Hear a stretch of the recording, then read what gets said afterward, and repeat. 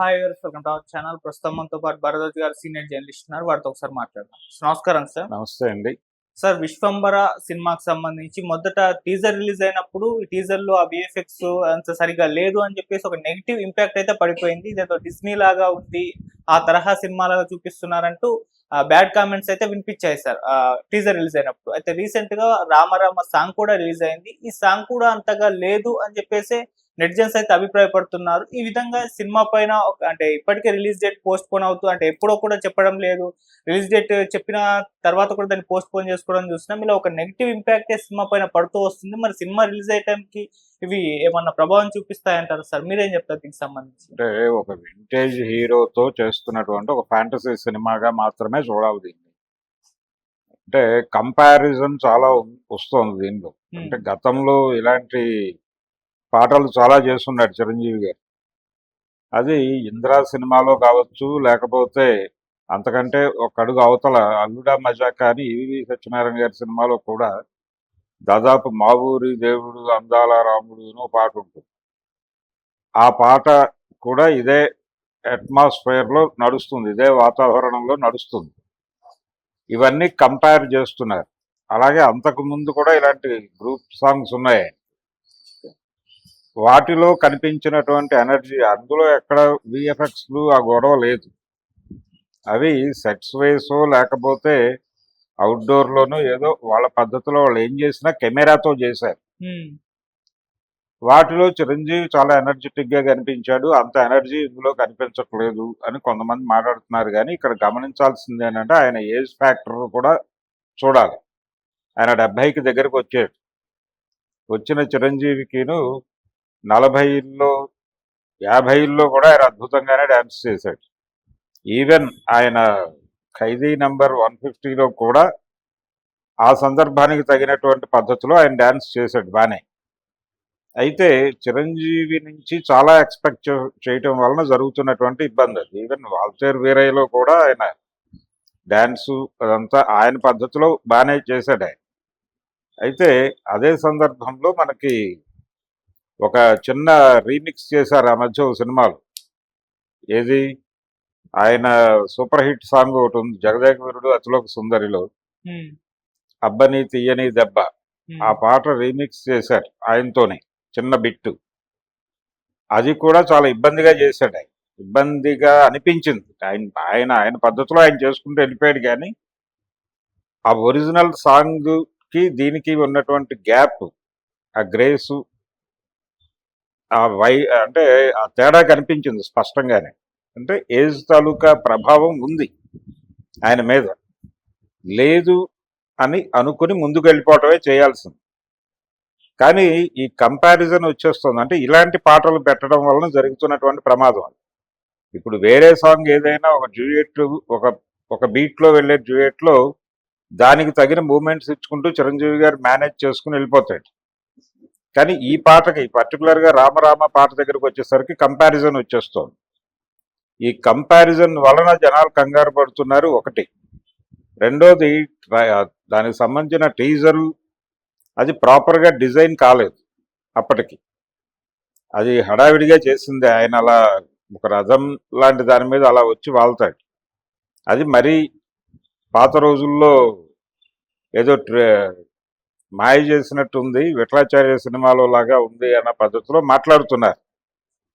అంటే విఎఫ్ఎక్స్ ప్రాపర్గా డిజైన్ కాక హడావిడిగా ఏదో చేశామని చెప్పి ఆయన సత్యనారాయణ రెడ్డి గారు చెప్పాడు కదా, ఆల్రెడీ ఆయన ఇంటర్వ్యూస్ ఇస్తున్నాడు. అంటే కుమారుడిని ప్రమోట్ చేయటం తన బాధ్యతగా తీసుకుని ఆయన ఏదో చాలా ఛానల్స్లో మాట్లాడుతున్నారు. ఓకే. ఈ మాట్లాడుతున్నటువంటి సందర్భంలోనే మనకి అదేదో హడావిడిగా వదిలేశారు, సినిమా అలా ఉండదు అని చెప్తున్నాడు ఆయన. సినిమా చాలా అద్భుతంగా ఉంటుంది, అది దానికోసం చాలా కసరత్తు జరుగుతోంది. ఈ టీజర్లు పాటల్లో మీరు చూసిన ప్రపంచం వేరు, అక్కడ చూసే ప్రపంచం వేరు అని చెప్తున్నాడు ఆయన. నిజమే అనుకుందాం.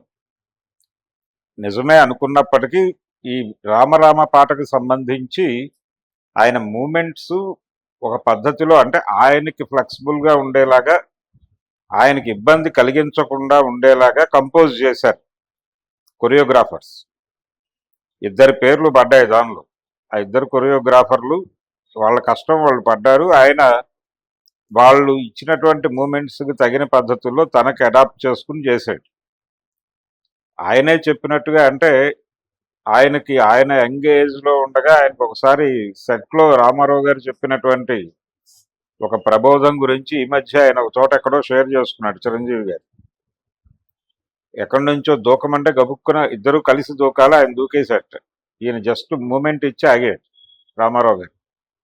ఇతను దూకేశాడు. అలా దూకేయకూడదా, జస్ట్ మూమెంట్ ఇస్తే చాలు, దూకేయటం వలన ఏదైనా ప్రమాదం జరిగితే మళ్ళీ సినిమా ఆగిపోతుంది, కాబట్టి అలాంటి రిస్కులు ఎప్పుడు చేయకు, అది నీ శరీరం నీది కాదు నిర్మాతలది కూడా అని గుర్తుంచుకో అని చెప్పాట ఆయన. అది నేను ఇప్పటికీ గుర్తుంచుకుని పాటిస్తున్నానని చెప్పాడు. ఇప్పుడు ఈయన ఆ పరిస్థితికి వచ్చాడు. రామారావు గారి లాగా అలా మూమెంట్ ఇచ్చి ఆగాల్సిన పరిస్థితిలోకి వచ్చాడు. కాబట్టి దాన్ని గుర్తించాలి. అయినప్పటికీ చేశారు, ఆయన చేశాడు, 77 డాన్సులు చేశాడు ఆయన కూడా సామ్రాట్ అశోక సినిమాలు. జనం చూశారు. ఇప్పుడు ఈయన చేస్తున్నాడు, జనం చూస్తున్నారు. అంటే చిరంజీవి జనాలకి ఏమి ఇవ్వగలడో అది ఇవ్వటానికి చిరంజీవి ఎప్పుడూ సిద్ధమే. ఆయనకు ఆ తాపత్రయం ఉంది. జనాలు ఇప్పటికీ తనని ప్రాణం ఖరీదులో ఎన్నియల్లో పాటలో చూసినట్టుగానే ఫీల్ అవ్వాలని అనుకుంటాడు ఆయన. అనుకుని ఆ మేరకు కష్టపడతాడు. అయితే ఆడియన్స్లో వచ్చేసరికి వాళ్ళని వాళ్ళు తిరిగి అంటే కంటెంట్ అవైలబుల్గా ఉంది కాబట్టి వెంటనే పాత రాముడి పాటలు చిరంజీవి గారు డ్యాన్స్ చేసినవి గబగబా చూసేసుకుని మళ్ళీ ఇది ఒకసారి చూసేసరికి ఇది కొంచెం నీరసంగా కనిపిస్తోంది. అందుకని అది కూడా పూర్తి సాంగ్ ఏం కాదు, లిరికల్ సాంగే వదిలేరు వాళ్ళు, ఏమి పూర్తి షూట్ అయ్యి ఎడిట్ అయిపోయినటువంటి పాట ఏం కాదు అది.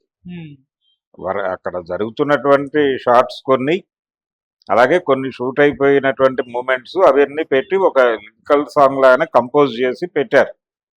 అది కూడా హనుమత్ జయంతి సందర్భంగా వదిలేరు ఆ పాటని. దానికి ఆ పరిమితి ఉంది, ఆ పరిమితుల్లోనే చూడాలి తప్ప, అంటే ఆ టీజర్ కూడా అంతే, దానికి పరిమితి ఉంది. ఆ పరిమితుల్లోనే చూడాలి. ఇప్పటికీ వాళ్ళ పని వాళ్ళు చేస్తున్నారు. అఫీషియల్ గా వాళ్ళు ఒక ట్రైలర్ ఎలాగూ రిలీజ్ చేస్తారు సినిమా రిలీజ్కి ముందు. ఇంకో 2-3 పాటలు వస్తాయి. ఆ 2-3 పాటల తర్వాత ఓ ట్రైలర్ వస్తుంది. ప్రమోషన్ తాలూకా హడావిడి పెంచుతారు. అలాగే ఈ సినిమాకి సంబంధించి అక్కడ అంటే చిరంజీవి ఎలా ఏమిటి అనేది పక్కన పెట్టేస్తే విఎఫ్ఎక్స్ ఇంకా కంప్లీట్ అయి ఉండకపోవచ్చు, వీళ్ళకి డిలే అవుతోంది అక్కడే. దాని తాలూకా ఫైనల్ అవుట్పుట్ వచ్చిన తర్వాత కానీ ఎవరికి జడ్జిమెంట్ రాదు. ఆ జడ్జిమెంట్ ఎప్పుడు వస్తుంది అంటే దీని ఫైనల్ వాడు ఒక ట్రైలర్ రిలీజ్ చేసినప్పుడు, టైటిల్ అనౌన్స్మెంట్ కోసము లేకపోతే ఏదో అకేషనల్ గాను చేసే చిన్న చిన్న టీజర్లు ఇలాంటివి పట్టించుకోనక్కర్లేదు. తెలుగు దర్శకులు ఆ మేరకు కసరత్తు చేస్తున్నారు. ఆ కసరత్తు డెఫినెట్ గా చేస్తాడు వశిష్ఠ, ఎందుకంటే అతను ఆల్రెడీ ఇలాంటి సబ్జెక్ట్ ఒకటి చేసున్నాడు గతంలో. బింబిసారలో ఆ తాలూకా ఎఫెక్ట్స్ అవన్నీ కష్టపడ్డాడు అతను. ఆ బ్రిడ్జ్ డిజైన్ చేయటం, అతను రావటం, ఇదంతా.